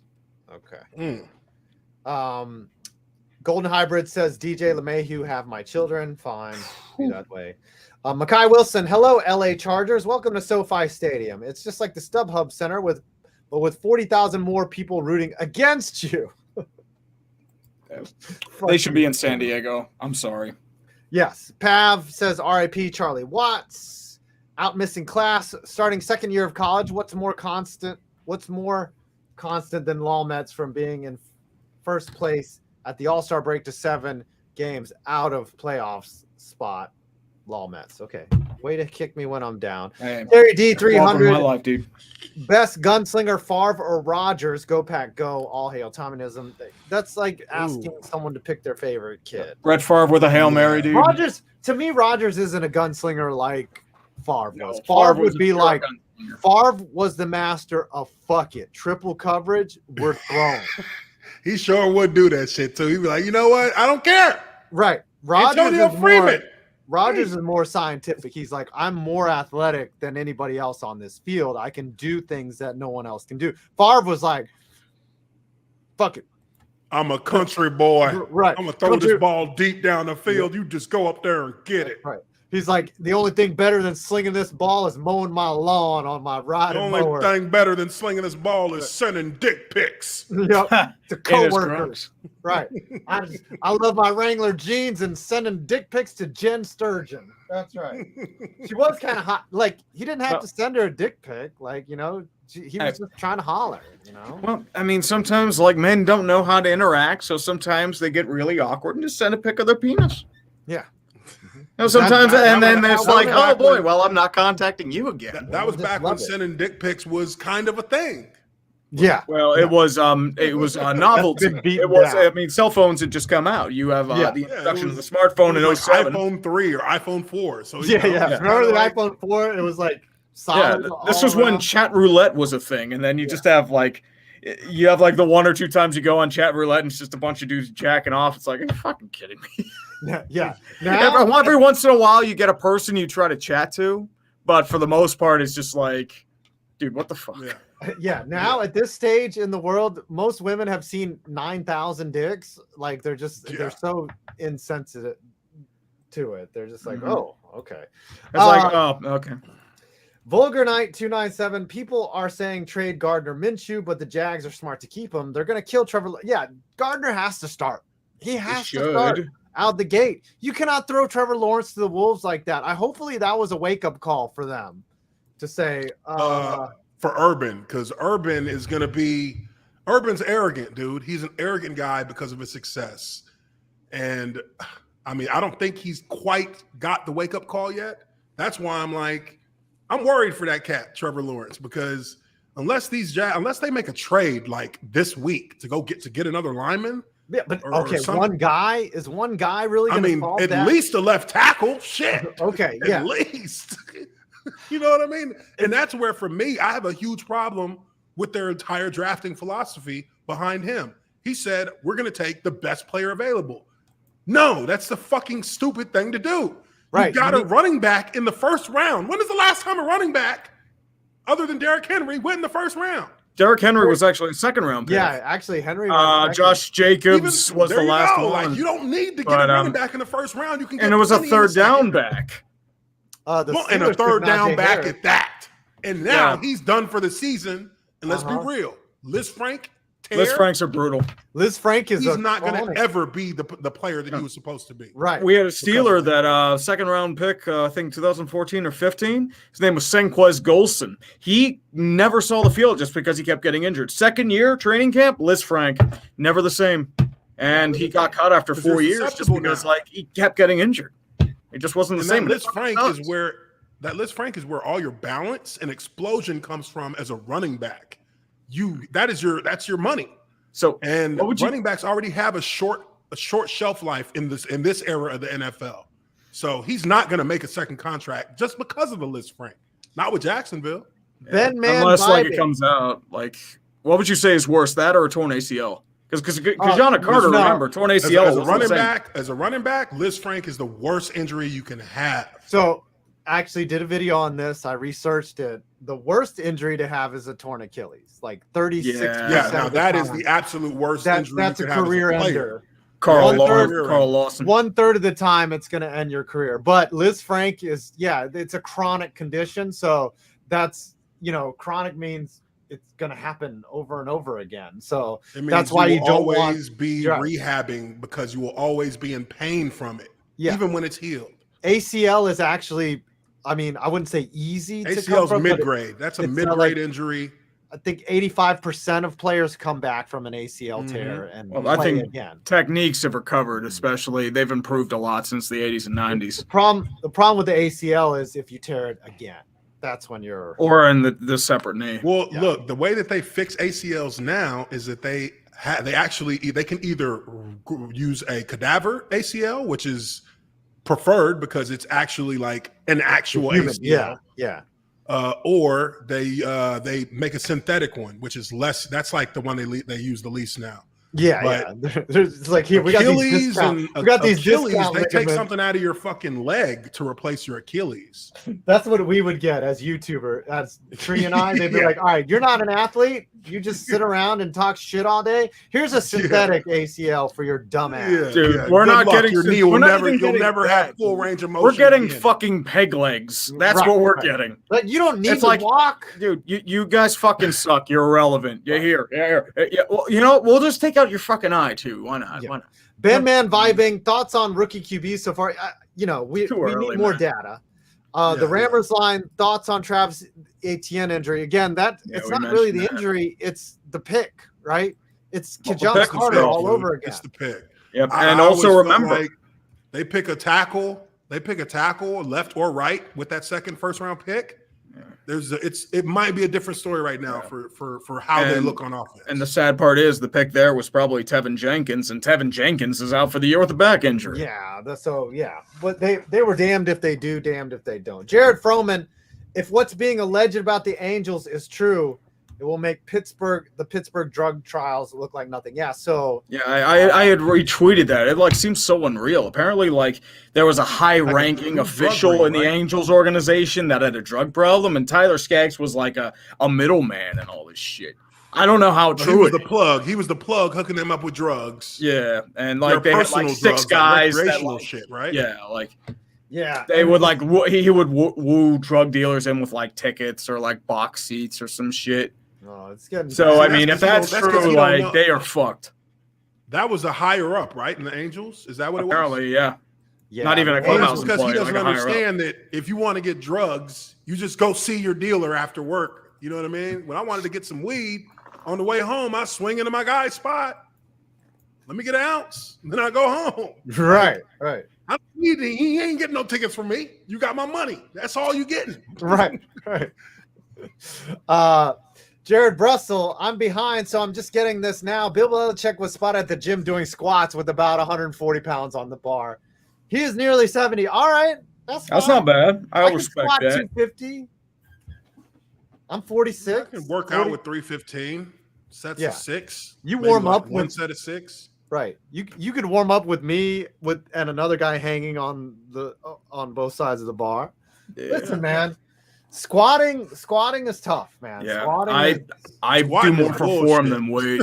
Squatting is a pain in the ass. I gotta ask. I prefer leg press. Uche, how far down do you go? Are you butt to floor when you squat? Are you all the way down? I stopped squatting after I got out of college. Really? When I squatted in college, we had a powerlifting strength conditioning guy. So that fucking squat was to the fucking ass to the heels, damn near. See, yeah, I don't go down. And I was doing 635 from our max. And I remember when I did 635, it was my senior year, and I was like, I'll never squat again. That's it. Yeah, There's nowhere else I'm going from here. I'm not going higher. So because there's so much at risk with the squat. If you tear your back out or something, you're fucked. Compresses your spine. Right.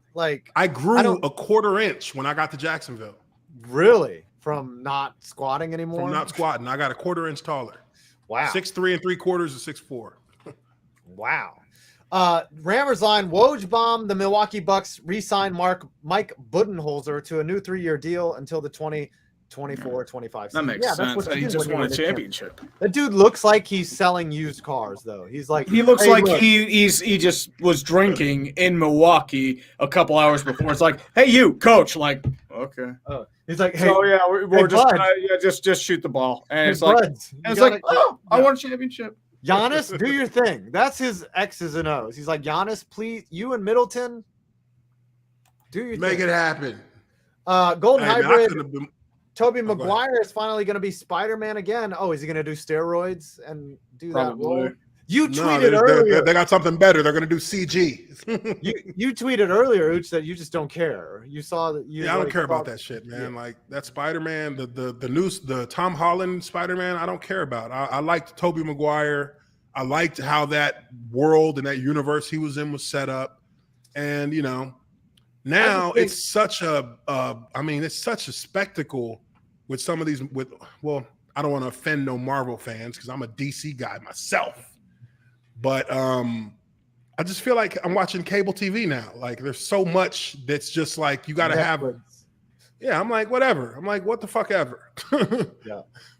Hassan Abanar, hot take. The Leafs are going to blow a 3-0 series lead and a 6-1 lead in Game 7 against the Sens, beating the Leafs in 4 OT in Toronto in the first round. Wow, a hockey tweet in August. Hey, it's the depth of the offseason, but hey, a couple months. Oh, and by the way, did they find out how Jimmy Hayes passed away? It's not yet, dude. That is so sudden because there are pictures of him over the weekend being absolutely fine. It's like a 2-year-old and a 6-month-old. I'm just in there like, what? Yeah, there's a hockey player. This is the guy who's 31, right? Yeah, 31. Yeah. I guarantee you, fentanyl. If it's not, there's 3 possibilities in my mind when young cat like that passes away out of nowhere, Heart condition, either heart condition unknown where he just went in his sleep, or self-harm, or accidental OD. That's what it's been. You can in the you can morning just go down the line. accidental OD? they said they did not suspect foul play. So Yeah, which would mean accidental OD could be in there if it's not foul play. yeah, that's true. That's true because foul play includes like somewhat like murder. Someone else was or involved with it, right? Or self-infliction. But let's not speculate. But it was terrible. Just a terrible story. That's a heartbreaker for a young guy. I think he had just retired too, and he was doing like a podcast. Like he was. Yeah, he was joining a podcast with like I think Scotty Upshaw and Shane O'Brien. Yeah. Mm. Do people just do like? I know this. I'm not saying that he did fentanyl. I'm just saying like, do people just not know that they're taking fentanyl? I think it's accidentally laced. They don't know. Yeah, it's accidental. Yeah. It's laced shit. That's what. No because we had a big thing with that here in Atlanta, and it was like all over the news. And it's like, it's not people taking fentanyl. It's that their drugs are getting laced with fentanyl, right? And it only a cheap way to save money. To OD. Mm-hmm. Yeah. Like Tyler Skaggs, that was the issue with him. Like the drugs he had taken were laced with fentanyl, and that's what killed him. Especially if you take fentanyl with another like a drug like an alcohol. Done. Something that's alcohol added to any like synthesized drugs is literally like lethal, coma, dead. Yeah, in that order. Jacobs 893. You live by the Brett Favre, die by the Brett Favre. Yes, that's live by the sword, die by the sword. Golden Hybrid. After they beat the Steelers in the wild card, the Browns are going to come out of the tunnel every game playing Reigns of Castamere. Oh, jeez. Okay, House Lannister. House Lannister. I guess that's a Game of Thrones reference. Yeah, it is. I don't understand. Oh, by the way, and then Baker Mayfield's going to come up to Mike Tomlin and say, the Lannisters send their regards. Start stabbing Mike Tomlin in the stomach. Yep, pretty much. Golden Hybrid 258. My friend in school tore an MCL in a game, kept playing. Yeah, because when you tear a ligament, there's no pain. There's no nerves in your ligament. MCL is like a little easier, I think. MCL, if you tear that, unless your leg. I tore my MCL in our spring game at Purdue and didn't get any surgery. Didn't even tell the trainers because it was the last day, and I wanted to go back home for it. Now that shit hurt. It hurt really bad, and I wasn't able to run. Really? Probably for like a month and a half. Wow! I couldn't ACL. Even jog. I tore my ACL and it felt hot, but it wasn't painful. You know what I mean? Like. It just felt like something was off, but it wasn't screaming like, dude, you got to go see the doctor. It's like, you can fucking function with this, but I'm telling you, something is really wrong down here. Something's wrong. Why does my shit keep rotating? Yeah. Why is it just felt hot. You know what I mean? Like, you understand the pain. It's just when I had the MCL tear, it felt like it was on my left leg, and it felt like my inner thigh was on fire for like maybe like 2 or 3 days. I was like tearing up. It was burning. It felt like it was burning so hot. Yeah, that's that heat. And you're just like, I should go see someone. All right. Golden Hybrid 258. When I played football, my max deadlift was 500. Wow. It's not bad. I didn't do deadlift. Well, deadlift? No, I didn't do that. I haven't done a deadlift in a long time. If you're strong and you don't need to, don't deadlift, right? Deadlift is like, I do the exercises because they're good for form, but I'm not deadlift is more you're working like lower back, legs, and core. Deadlift, lightweight deadlift is good for your back because it stretches you're doing like the lower back. It actually stretches your hamstrings all the way through your back. Yeah. So you get that. You get like, it gives you back relief for people who have back issues. Like myself, I'll do deadlift with like 225, just like stand up, back down. So like 6-inch deadlift, basically. 225. And that's it. And I'll do like 2 sets of 8, and that's it. And I'm like 135 with a deadlift, and I'm like not even confident with it. I'm just like, dude, I would be even worse. I haven't done one in years. And I work out 6 times a week, and I'm not trying to kill it in the gym. I'm just trying to be healthy. That's the thing. You're trying to just like do it for mental health benefit and improving yourself. The the last couple of weeks I've been maxing. Maxing is fun though. I like maxing out. It depends on how you're maxing, though. Yeah, I get PTSD when I hear max out. We maxing out. True. Like, That's true.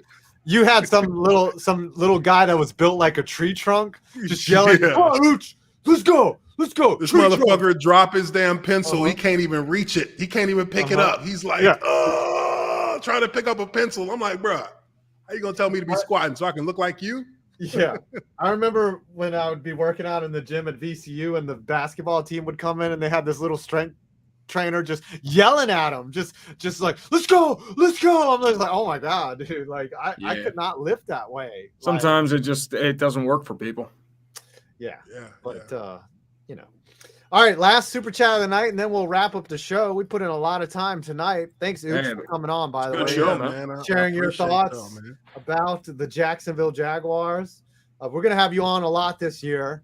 Yes, sir. Kip Gaming, do you think the Bucks can repeat championship, or will it be another 50 years for the Bucks? The Bucks have as good a shot as anyone to They do. repeat. The defense is elite. Yeah. You're bringing back every starter. Joe Tryon apparently looks really good. The only question marks are, does Father Time catch up to Brady? And but that's the thing. Still, like, he wasn't even that good last year. Okay, but they have an elite. He had an excellent team. Yeah, He was a great team around him. The defense was stout. and they have Bruce Arian, no risk it, no biscuit. So they have as good a chance. I really think it's going to be the Chiefs back again. I really don't know who's going to be in the NFC yet. I'll have to look at things, but there's no one really. If Washington had a quarterback, Hey, it'd be scary. don't bitch about Fitzpatrick. defense That they- man is a fucking legend. Is he a Super Bowl? Is he a guy that's going to take you to the Super Bowl? Brian? But he is a fucking meme legend. I Do think not bitch about Fitzpatrick, Fitzception. If Fitzpatrick comes into like right now, he's the starter, right? yeah. Yeah. So no, I don't think he can. But if he's a guy who comes in like week 8, week 9, week 10, he can do it. Yeah. Especially if you need to fuck your tank up. Like if you need to blow it and instead of picking 1 overall, pick 3, bring in Ryan Fitzpatrick. He's your guy. I think the Packers are going to be right there too. I think this is the last dance for them. If they can stay healthy, they could lose a 3rd consecutive NFC. I think they lose NFC Championship game, and then Tom Grossi melts down. All's good in life. He just loses. If they lose out, if they don't get a trophy this year, I am predicting because I know that Devontae Adams doesn't have a new contract yet. Adams is gone. I'm predicting that a lot of their top players are gone. And they probably all go to the same team. They probably all go to the Broncos. I could see No, they Devontae probably Adams go- in Jacksonville. No, they actually Really? go to the Vikings. Probably. I could see him in a couple. I could see a couple of big names on their team in Jacksonville, because really, and again, this is why I was so adamant against Urban Meyer being the head coach. Jacksonville has an opportunity right now to change the landscape of the perception of themselves by having a quarterback who you see it and you know that he's going to be the future for them. And then other players, when they see that, they'll want to go play with him because they know that he's all upside. They see the franchise doing the right things. Recruitment. Yes. All right, last super chat of the night. Seriously. Golden Hybrid late. Last game of the season, a wide receiver on my team got tackled and his leg became a flamingo. Tore his ACL, LCL, MCL, and PCL. All the CLs got dealt with. What was his leg? Playing football. Was his leg just? Yeah, that has to. That's Willis McGahee. That was Willis McGahee. Lattimore. Marshawn Lattimore. Also, that happened to him. Marcus Lattimore. Lattimore tore his leg to shit. Or is everything. Yeah. Yeah, I got that right. If I'm a doctor's like, brother, you're fucked. Yeah. Shit, Justin Keller. That was my teammate in college. He did the same thing when he in the preseason blew his whole shit out.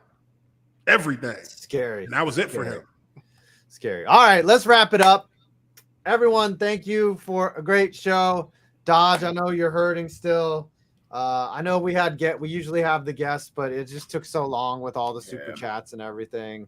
Sorry about that. Thanks, EA, for the $50 super chat. Thanks, Yes, Alex sir. Moreno, everyone, all the mods for contributing. Uche, what you working on the channel, and you have any final thoughts? No, hey man, I appreciate you guys having me on. Like I talked with 5 Points. I would like to be on regularly with you guys, but in the meantime, on my channel, which is just my name, Uche Nwaneri, I live stream and talk sports every Monday, Wednesday, and Friday, 7 p.m. Eastern. So that's what I'll be on tomorrow. We'll be talking about whatever big stories are in the sports world. And that's what my schedule is. Tree, any final thoughts? Not much, man. I'm working on actually a historical vid on the Atlanta Thrashers. I mentioned I did a little thing on a Sunday on Twitter about like one of their promotions before they moved, and it's a doozy. The mascot steals a Zamboni, takes police on a low-speed chase throughout parts of Atlanta. He gets arrested, and apparently the only way to save him is to buy about 5,000 tickets to future Atlanta Thrashers games. And so he's still in jail, right? Probably. They only sold like 2,500 tickets, and so he's just rotting there. And then the team left. All right, I put Uche's channel in the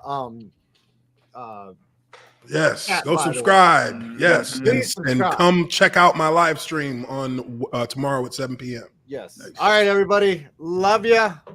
I'll see you on Thursday, Tree. Oh yeah. In Oh yeah. Jacksonville. I have your damn rental car. Of course, I'll see you. See you later. I'm 5 See Points. you. Afterburn tomorrow, everyone. Dodger of Zion. Please also check in. Yes, I also have to. I'll be able to meet your kid and corrupt him with the horrors of the Much ball. love to Dodger. Please do Much not. love to Dodger. Yeah, Much sorry, love, Dodge. Dodge. All right. I'm 5 Points Vids, and you made it to the end of this stream. Thank God.